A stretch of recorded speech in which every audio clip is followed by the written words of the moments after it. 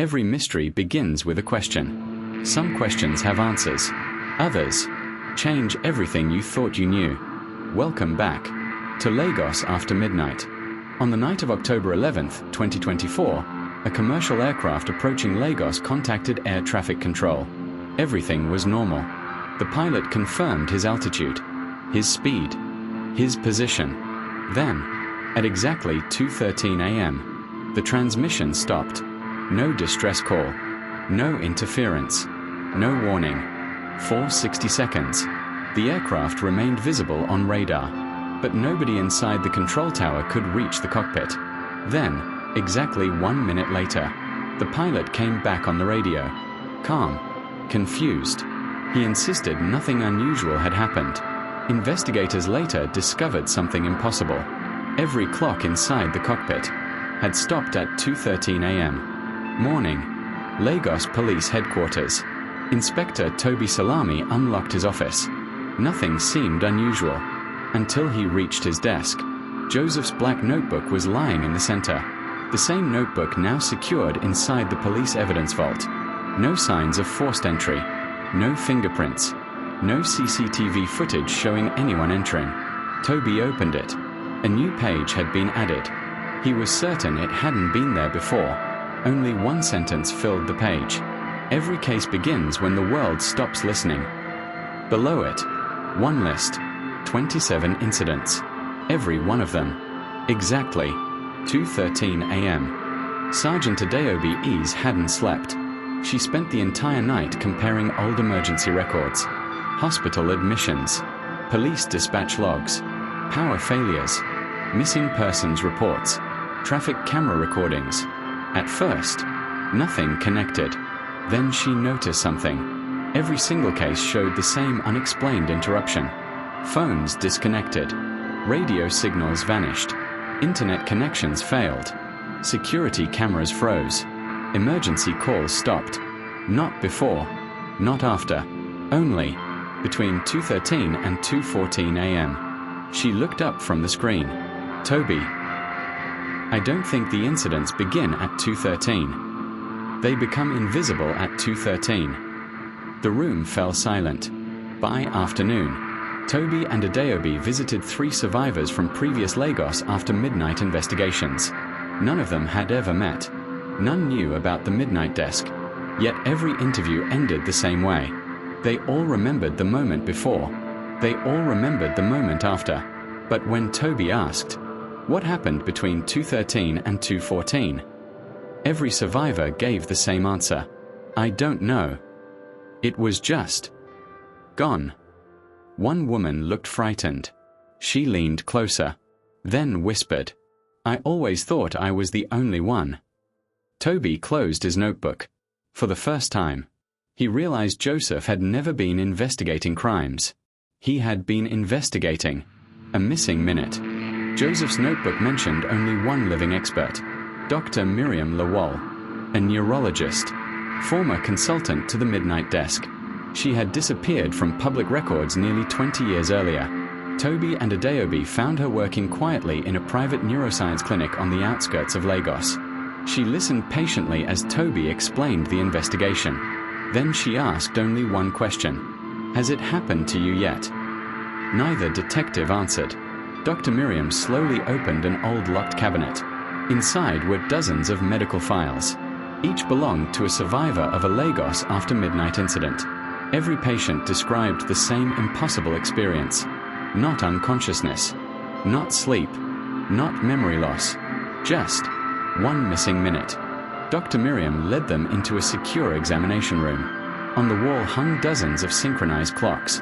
Every one displayed a different date. But every clock had stopped at exactly the same time, 2:13 a.m. She handed Tobi a thin medical report.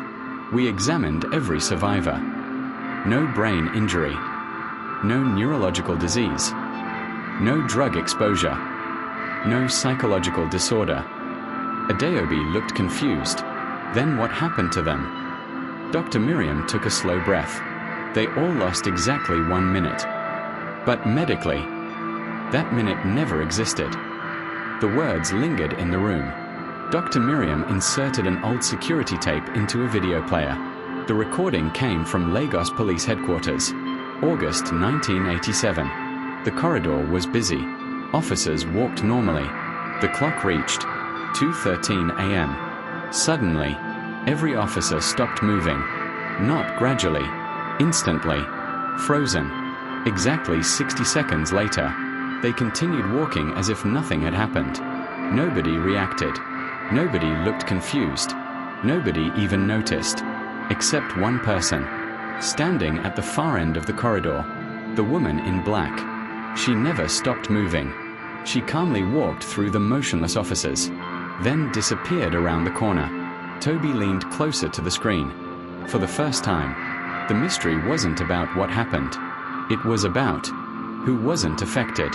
Dr. Miriam paused the 1987 footage. The frozen corridor remained on the screen. Officers stood motionless. The woman in black continued walking between them. Adaobi asked the question everyone was thinking. Why didn't she freeze? Dr. Miriam did not answer immediately. Instead, she opened another file. Inside were reports from 12 different incidents, different survivors, different locations, different years. But the pattern was always the same. Whenever a person experienced the missing minute alone, they remembered nothing. Whenever two people were together, one lost the minute. The other sometimes remembered fragments. A sound, a shadow, a face. Dr. Miriam looked directly at Tobi. Someone has to remain conscious enough to observe it. Tobi frowned. Observe what? Her expression hardened. Whatever happens during the minute, everyone else loses. Adaobi looked back at the frozen officers on the monitor. And the woman? Dr. Miriam replied quietly. She may be the only person who remembers all of it. Dr. Miriam revealed that the Midnight Desk had attempted one controlled experiment in 1987. 2 police officers were placed inside a monitored room. Both wore medical sensors. Both were instructed to remain awake. A third officer watched from behind reinforced glass. At 2:12 a.m., everything appeared normal. The men talked. The cameras recorded. Their heart rates were steady. Then the clock changed. 2:13 a.m. The recording skipped forward exactly 60 seconds. When the image returned, one officer was sitting in the same position, confused. The second officer was standing against the opposite wall, bleeding from his nose. The observation room was empty. The third officer had disappeared. No door had opened. No glass had broken. He was simply gone. Tobi asked, was he ever found? Dr. Miriam slowly closed the file. 3 days later. Adaobi leaned forward. Where? Dr. Miriam answered. Inside the same room. Silence. He believed only 1 minute had passed. That evening, Tobi and Adaobi returned to headquarters. They placed Dr. Miriam's records beside the 7 existing case files. For the first time, the pattern seemed measurable. Every incident contained a communication failure, a missing minute, and at least one observer. Adaobi stepped away to collect the archived radio logs. Tobi remained alone. He checked the wall clock. 2:12 a.m. His phone displayed the same time.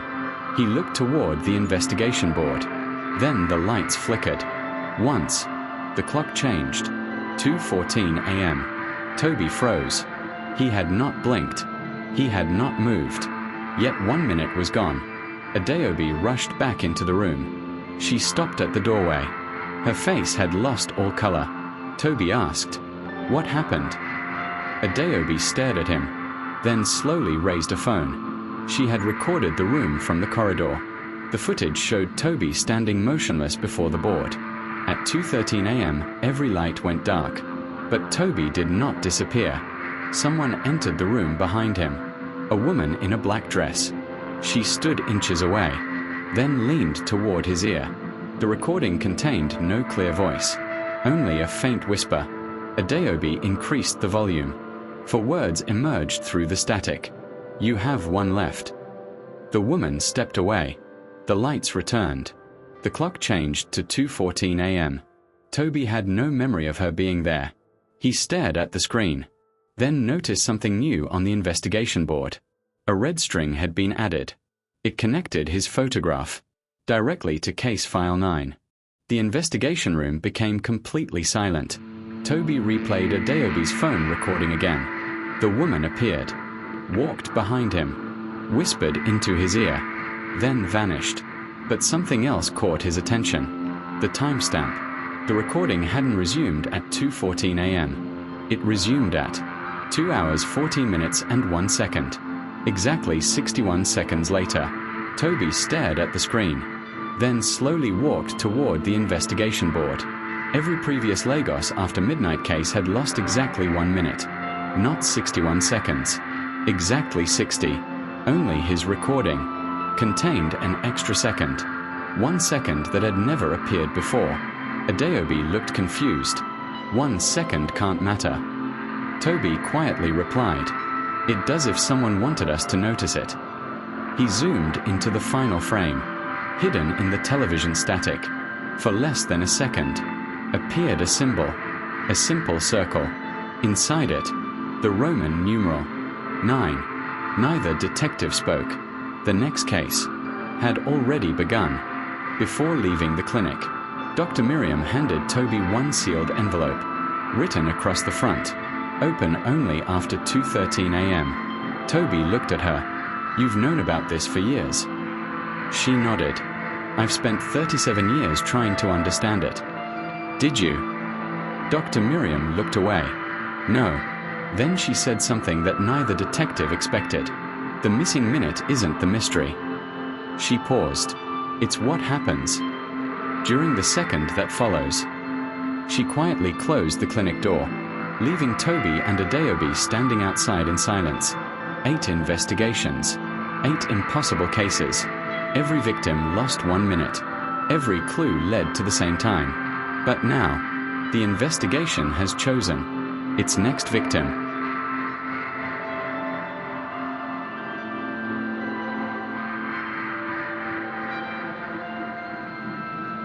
Some people lose 1 minute.